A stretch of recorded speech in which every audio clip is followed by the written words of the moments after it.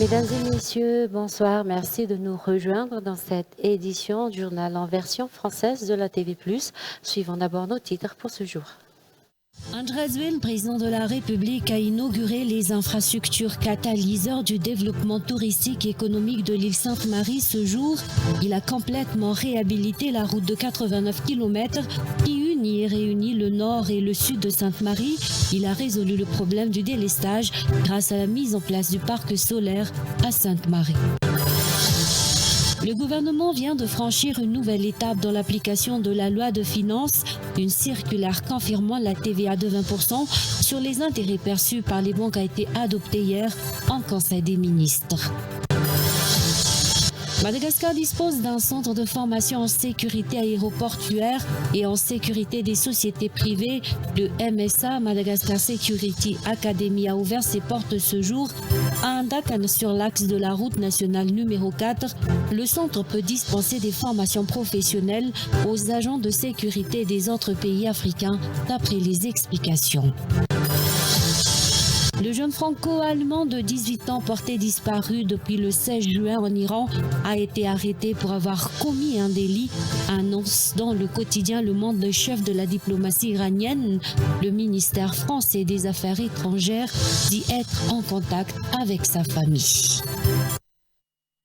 Tout de suite, les détails de nos informations. Andrés Bello, président de la République, a inauguré les infrastructures catalyseurs du développement touristique et économique de l'île Sainte-Marie. Ce jour, il a complètement réhabilité la route de 89 km qui unit et réunit le nord et le sud de Sainte-Marie. Il a résolu le problème du délestage grâce à la mise en place du parc solaire à Sainte-Marie. D'ailleurs, il invite le camp de l'opposition à venir sur place pour voir la transformation de Sainte-Marie opérée par son régime. Fitia Vanadoni, Ivrasat nous rapporte les détails. 89 km, c'est la plus longue route qui traverse toute une ville jamais construite dans le pays et elle se trouve ici sur l'île de Sainte-Marie, selon Andrés Bello, président de la République. Pour son deuxième jour à Sainte-Marie, le chef de l'État avait effectué un marathon d'inauguration des infrastructures de développement de l'île Bora. L'objectif d'Andrés Bello est de faire de Sainte-Marie une destination touristique aussi attrayante que les îles sœurs de l'archipel des Seychelles. Et d'ailleurs, il s'est lancé le défi de transposer cette expérience à toutes les régions du pays. Parmi les défis qui s'étaient présentés à lui figurait la réhabilitation de la route de 89 km reliant le nord et le sud de l'île, dans un état de détérioration avancée, parce que Andrés Bello l'avait promis en 2021, la réfection de la route a été effectuée grâce au projet PIC 3, financé par la Banque mondiale. Sur un ton d'humour et de sarcasme, il a invité le camp de l'opposition à venir sur place pour constater la transformation de Sainte-Marie opérée par son régime. Cette route que nous inaugurons aujourd'hui est un lien qui nous lie et qui réunit. Un lien entre les communautés, un chemin vers le développement tant attendu par la population. Elle symbolise l'espoir et la transformation. Grâce à cette réalisation, Sainte-Marie se transforme. La ville est connectée et gagne en accessibilité, en attractivité et en dynamisme économique. Andrés Bello avait également inauguré ce jour le parc solaire d'une puissance de 1 MW dans la mise en service, met fin au délestage sur l'île de Sainte-Marie. Lors de son discours, il s'est exprimé au sujet de la grève d'un jour des employés de la Jirama. Le chef de l'État a promis de recevoir, de rencontrer, d'écouter et surtout de donner des explications pour lever le doute dans l'esprit des employés et du syndicat des employés de la Jirama. À entendre le président de la République, le chemin se sépare entre l'État et l'employé qui se dresse contre le redressement de la Jirama. Je m'adresse aux employés de la Jirama. Nous allons redresser la société Jirama. Ceux qui sont prêts à aller en ce sens sont avec moi. Par contre, nous ne tolérerons pas ceux qui veulent entraver nos actions, selon Andrés Bello. Comme à chacun de ses déplacements, le numéro 1 du pays n'a pas oublié la distribution d'aides sociales.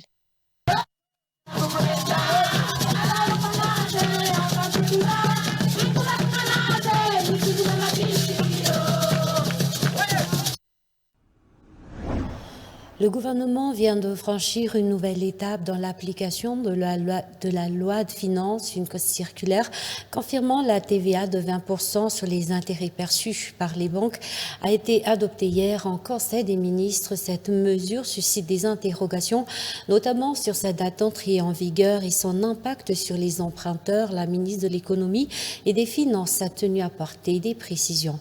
Abraham Razafi. Hier, en Conseil des ministres, la circulaire d'exécution budgétaire sur la taxe à la valeur ajoutée de 20% appliquée aux intérêts perçus par les banques a été officiellement adoptée. Linda Simbil-Robarinarson, ministre de l'Économie et des Finances, revient sur les modalités d'application et les controverses liées à cette mesure dans une interview accordée à nos confrères de l'Express de Madagascar. La ministre tient à clarifier que cette taxe n'est pas rétroactive. Les crédits contractés avant la publication de cette circulaire ne seront pas concernés, précise-t-elle, ajoutant que la taxe s'appliquera uniquement aux établissements bancaires classiques, banques de développement et autres établissements financiers, excluant les crédits à la consommation et les institutions de microfinance. Cette circulaire adoptée hier sera publiée d'ici la fin de semaine et entrera en vigueur dès sa diffusion. La ministre souligne bien que la loi des finances soit applicable depuis janvier. Un différé a été accordé pour la perception effective de cette TVA par l'administration fiscale. Concernant l'objectif de cette taxe, il ne s'agit pas d'une nouvelle imposition, mais d'une suppression d'une exonération instaurée en 2006 dans le cadre d'un programme économique visant à rendre plus efficaces les mesures fiscales.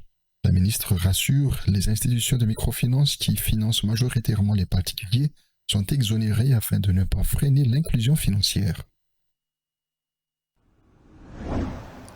Madagascar dispose d'un centre de formation en sécurité aéroportuaire et en sécurité des sociétés privées. Le MSA Madagascar Security Academy a ouvert ses portes ce jour à Ndakana sur l'axe de la nationale numéro 4. Le centre peut dispenser de formation professionnelle aux agents de sécurité des autres pays africains.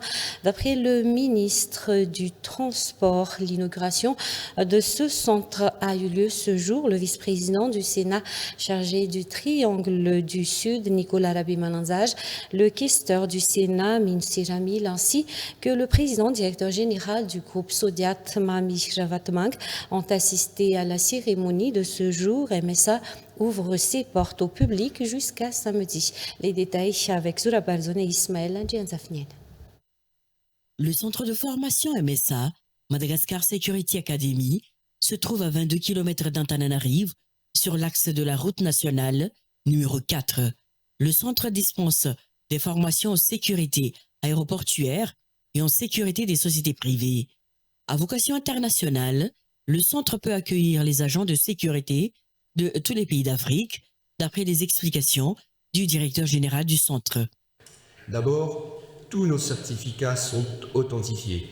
Chaque document comporte un QR code et un identifiant unique, garantissant une vérification simple et sécurisée.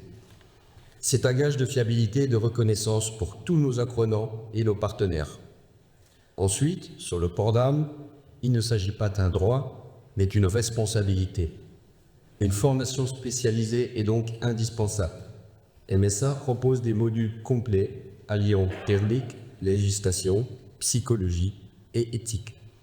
Le centre assure également la formation des chiens spécialisés dans la recherche des stupéfiants.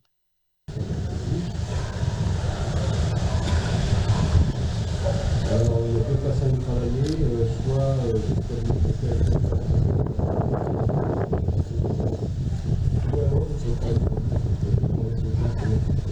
Le centre MSA dispose également d'une piscine olympique, d'une salle de sport, d'une salle de boxe et d'un grand amphithéâtre, ainsi qu'un restaurant.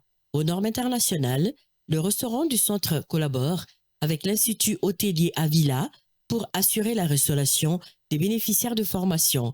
Le ministre des Transports Valérie Ramonzavelu a félicité le président directeur général du groupe Sodiat, un opérateur économique malagasy qui a pris l'initiative d'investir à Madagascar. Grâce à son investissement, de nombreux emplois ont été créés au bénéfice des citoyens malagasy. Des entrepreneurs malgaches, quand ils ont la vision, quand ils ont le leadership, peuvent réaliser des œuvres et peuvent réaliser donc des initiatives avec ce centre que l'on a, le Madagascar Security Academy, qui, il y a quelque temps encore, nous avons eu le plaisir d'avoir eu la directrice régionale de l'OACI ici à Madagascar, qui était venue voir le secteur et la grande communauté aéroportuaire aérienne à Madagascar. Et lorsqu'ils sont venus ici, ils ont été stupéfaits de voir qu'ici, au cœur de l'océan Indien, on pouvait réaliser cette infrastructure, qu'on pouvait réaliser donc l'ensemble de ce curricula et ce cursus donc de formation qui va être donné ici, où ça touche effectivement l'aéroportuaire, la sécurité, mais également aussi parce qu'on va former l'élite de demain depuis ici pour le secteur du management, le secteur de l'industrie hôtelière. Le centre MSA a été inauguré ce jour à Andaken. Le vice-président du Sénat, Nicolas Rabé-Mananzar, le questeur du Sénat, Mino Seramil, ainsi que le président directeur général du groupe Sodiat, Mamravatmang, et son épouse ont assisté à la cérémonie de ce jour. Dans le domaine de l'éducation, une baisse conséquente du taux de réussite à l'examen du BEPC a été constatée au niveau de la circonscription scolaire d'Antananarivo-Tsimshian cette année, selon le chef de cette CISCO, contre 73% l'année dernière. Le taux de réussite pour cette année est seulement de 57%. Bon nombre de candidats ont failli notamment aux épreuves de mathématiques et de malagasy, d'où cette baisse du taux de réussite. Reportage signé Angela Larso au Mikajnevtson. Les résultats du BEPC seront affichés cette fin de semaine pour les CISCO enregistrant le plus de candidats, tels que la CISCO d'Antananarivo-Tsimshian et celle d'Antananarivo-Ville. Pour cette première, l'affichage des résultats dans les centres d'écrit est prévu pour demain, selon les informations émanant du chef de cette circonscription scolaire. En effet, l'étape de transcription des notes des candidats dans les ordinateurs a été achevée hier. Les responsables et les enseignants ont procédé aux dernières vérifications ce matin avant de démarrer la séance de délibération. Suite à la délibération, une baisse considérable du taux de réussite à l'examen du BEPC a été constatée dans la CISCO d'Antananarivo-Tsimshian comparé au taux de l'année dernière pour la même CISCO. Si le taux de réussite à cet examen officiel était de 73% en 2024, il y est de 57% seulement cette année, d'après toujours le chef de cette circonscription scolaire.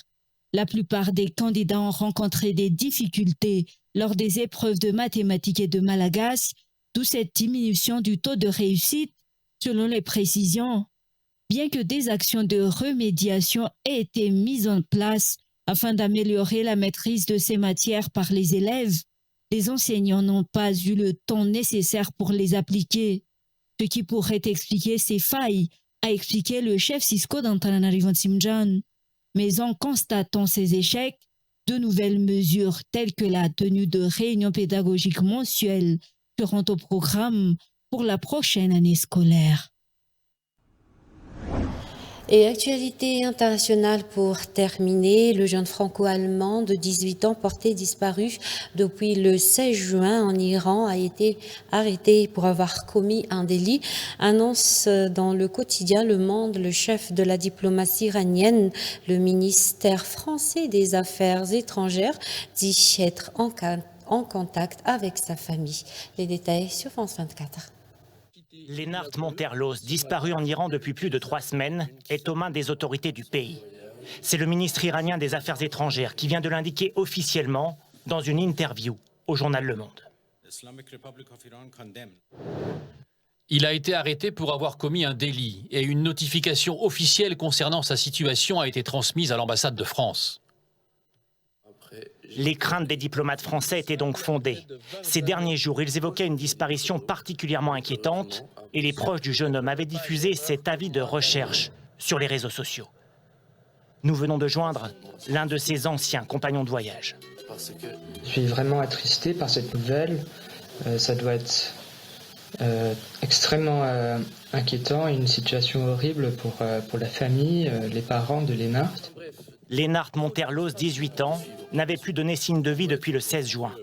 Il se trouvait alors près de la ville de Varzaneh, dans le centre du pays. La veille, il avait publié cette vidéo, sa dernière, sur les réseaux sociaux. Aujourd'hui, je me trouve en Iran et je quitte le confort pour une aventure folle dans le désert et la chaleur. Le jeune homme originaire de Besançon réalisait un voyage de plus de 20 000 km à vélo entre la France et l'Asie, en passant notamment par l'Iran. Un pays dont il était manifestement tombé sous le charme et où il séjournait au moment de son arrestation depuis plusieurs semaines. Ce soir, le ministère des Affaires étrangères français reconnaît négocier avec l'Iran.